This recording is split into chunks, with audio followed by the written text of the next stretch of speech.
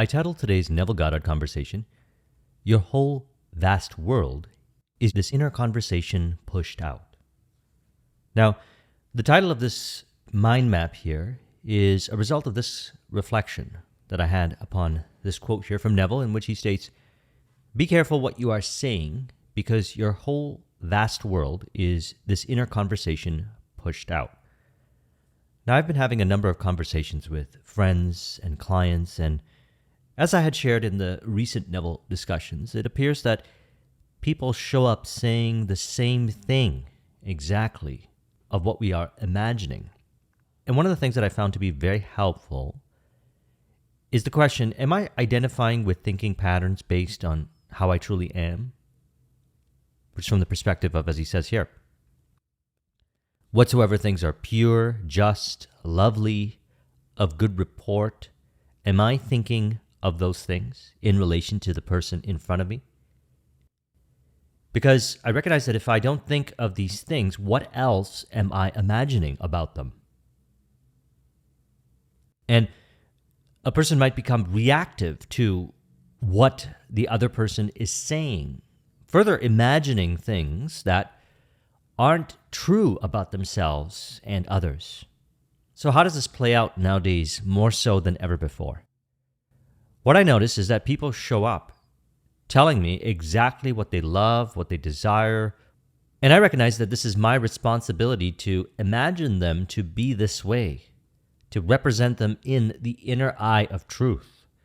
The reality of imagination expresses as the changes, which is related to this quote here, which is one of my favorite quotes. He said, "If you really believe me, you will not pass anyone without doing something to lift his burden." So a person says, I'm here right now in my life, and here's where I would like to be. In my mind, I see them as that person now, where they want to be now. And then something interesting happens. I notice that they seem to say the same things about what I am saying about them to myself in my own mind, real time during conversation.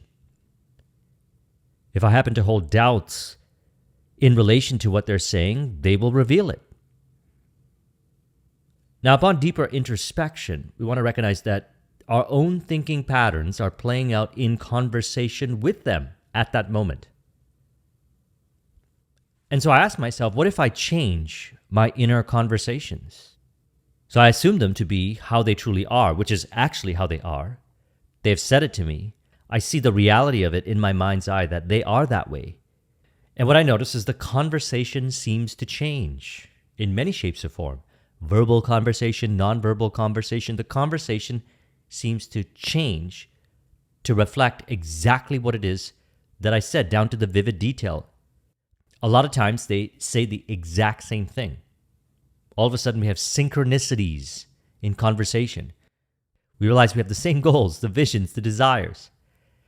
And then the conversation becomes encouraging of how they truly want to be. When the question was asked, what should be done between the assumption of the wish fulfilled and its realization, in which his response was nothing.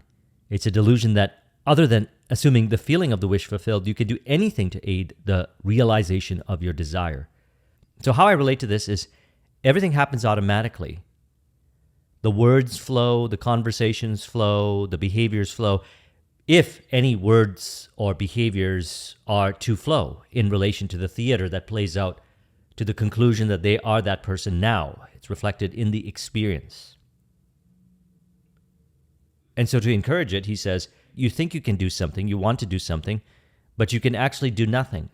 The illusion of the free will to do is but ignorance of the law of assumption, upon which all action is based. So everything happens from the premise of the reality of what we saw them to be in our imagination. I have a belief which plays out as the theater of friendships, relationships. They show up with their goals, their visions, their desires, how they genuinely want to see themselves. And my goal is to make this as easy as possible and represent them in my mind's eye for how they already know themselves to be, which is resonant to how I actually already see them. Sometimes I tend to see them asking me to represent them in my mind's eye prior to the conversation.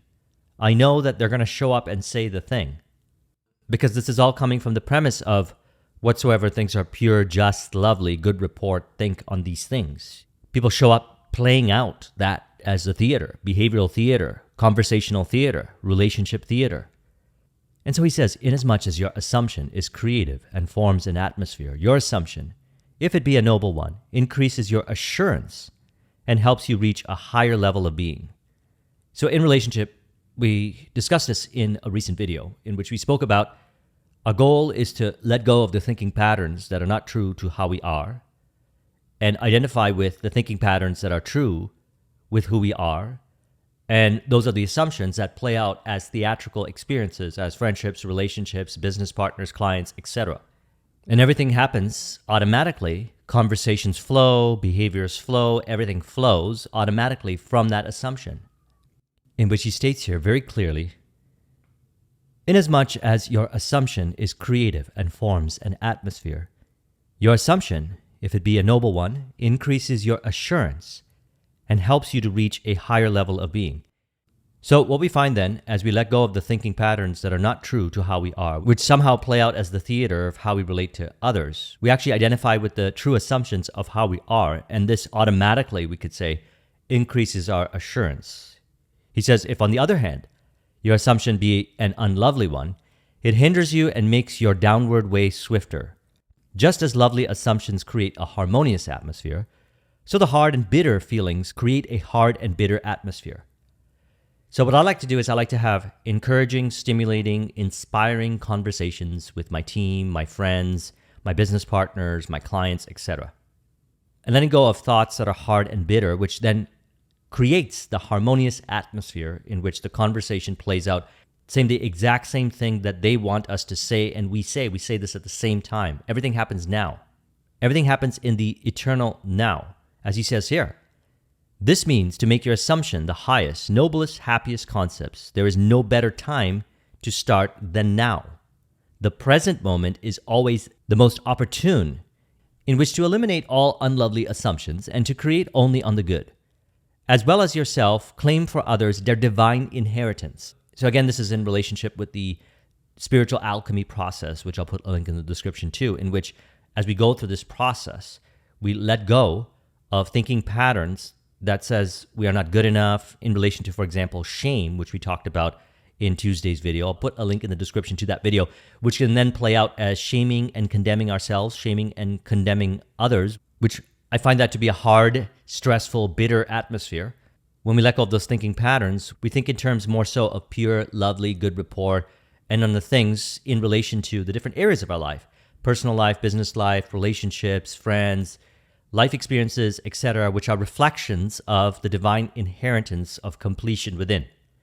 As we discussed in last Sunday's Neville Goddard conversation, we are complete in imagination. We are complete inside. All things exist now internally, and we let go of the beliefs, interpretations in relation to how we are not. We see those things, we experience those things, and we imagine those things, and thus then experience those things more so in our life to a higher vivid degree. And so he says, see only their good and the good in them. Steer the highest in others to confidence and self-assertion by your sincere appreciation for their good, and you will be their prophet and their healer. For an inevitable fulfillment awaits all sustained assumptions. A change of fortune is a new direction and outlook, merely a change of arrangement of the same mind substance, consciousness. So what we consciously and unconsciously say I am to in consciousness, which by the way is reflected here in the five sensory experience, is what we can change via our inner conversations, our inner dialogues in regards to people and actually everything in our life. Environment, circumstance, information, whatever it is. Now, this is a beautiful way of living because we call this being versus trying. We're removing the trying and force-based ways of doing things out of the equation if a person wants to, and realize the reality that body and everything is an expression of mind, automatically so based on what we are consciously and unconsciously saying I am to, which is revealed in our experiences. We can see it in our behaviors, how we relate with others, how they relate to us. And if it's unnecessary force, stress, tension-based, we ask ourselves, is this really true to how we are? Others are playing out the theater of what's going on within myself. So is it really true? Am I really this way? Is it in relationship with pure, just, lovely, good rapport? Because at the essence, that's how I truly am. And at the essence, this is the same. I've been having conversations with everybody that shows up that reveals the same things. They genuinely want to experience that which is symbolic to them of pure, just, lovely, good rapport. So what I do then is I see that as an opportunity to imagine them that way. They say it. They tell me exactly how to imagine them. They show up because, as he says here, because your whole vast world is this inner conversation pushed out. So if your inner conversation is about things that are pure, just, lovely, good rapport, what happens is people show up playing out the theater that's symbolic to that. And then we experience here the harmonious environment. And in a harmonious environment, everything happens automatically, flow-based. So unnecessary frustration, forceful trying no longer exists, because what I had found within myself is those were symptoms of me trying to be someone that I'm not, because I was identifying with certain thinking patterns that are not true to me. And then when I identified with the assumptions that are true to me, what I noticed is as follows here. What should be done between the assumption of the wish fulfilled and its realization? Nothing. Those assumptions are genuinely you, which are representations of pure, just, lovely, good rapport. They're genuinely you. You accept it. In other words, we accept ourselves for who we are, and then everything happens automatically. And then we experience, we understand more so what he says here. It is a delusion, then, other than assuming the feeling of the wish fulfilled. And to me, the feeling of the wish fulfilled is that's really how it is. I feel it. I feel that's me. I feel complete. And so when we imagine things that are pure, just, lovely, good rapport, which is based on how we truly are, we automatically feel that wish fulfilled because it's true about ourselves, because it's authentic to ourselves. As we've been discussing, there's only one suggester. And whatever information that's being presented in books, in people, and so forth, what we are suggesting or what we are assuming is our own thinking patterns in relation to that information. And our own thinking patterns are either resonant with how we truly are or not. So we have the opportunity then to identify what are these thinking patterns. And they're revealed in our behaviors, in our reactivity, in our tension, in how we relate to others, the theater that plays out. It's revealed. And then upon reflection of this theater that plays out, we can track back to the source of thinking patterns within. And if it's undesirable theater, or as he says here, heart and bitter atmosphere, we change those thinking patterns or inner conversations. And a great way to do this is to watch that video that I did on what to say when you talk to yourself. I recommend that video. Because as I've mentioned many times, going back to when I came across this information in 2004 with Think and Grow Rich, I work with autosuggestion, and I continuously use autosuggestion to change any inaccurate thinking patterns that show up based on the theater that shows up, identify with the true thinking patterns that are just, lovely, pure, good rapport. And then what we notice is everything happens automatically because we're symbolically thinking exactly like how we are. We're being true and authentic and how we actually want to be. And it's easier to be who you are. It's so easy to walk around in this world and be who you are, to allow myself to be, to think how I want to think.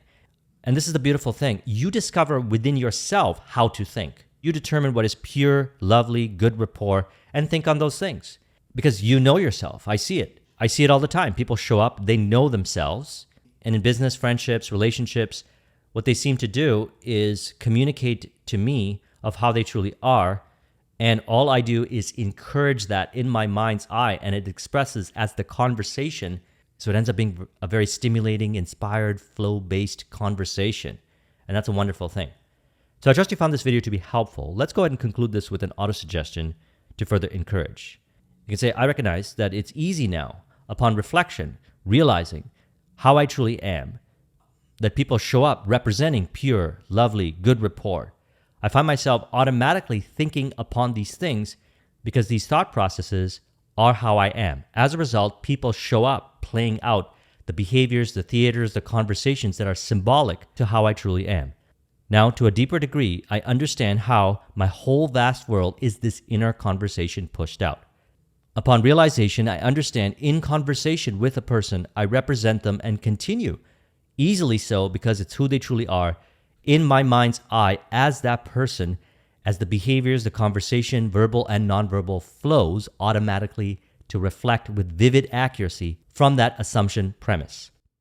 If you would like a copy of this mind map, the link is in the description. Thank you very much for watching. I'll talk to you soon. Take care.